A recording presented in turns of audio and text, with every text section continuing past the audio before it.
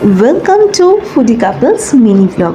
আজকে আমাদের গন্তব্য সাই বাবার মন্দির, সোদপুর বিটি রোডের। এই যে দেখতে পাচ্ছ রাজা বিস্কিট ফ্যাক্টরি, তার একদম পাশেই রয়েছে এই মন্দিরটি। বাইরে থেকে মন্দিরটি অপূর্ব সুন্দর দেখতে লাগছিল। আর এই দিনে আমার উপরি পাওনা ছিল এই গোলাপটি।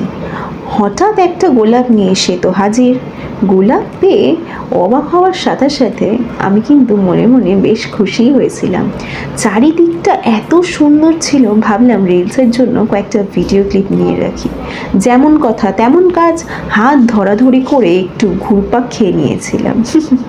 আর এই যে দেখছো ছোট্ট ছোট্ট ফুল গাছগুলো, এই ফুল গাছগুলি লম্বা করে চারিদিকে লাগানো ছিল, যার জন্য জায়গাটা আরও অনেক সুন্দর লাগছিল।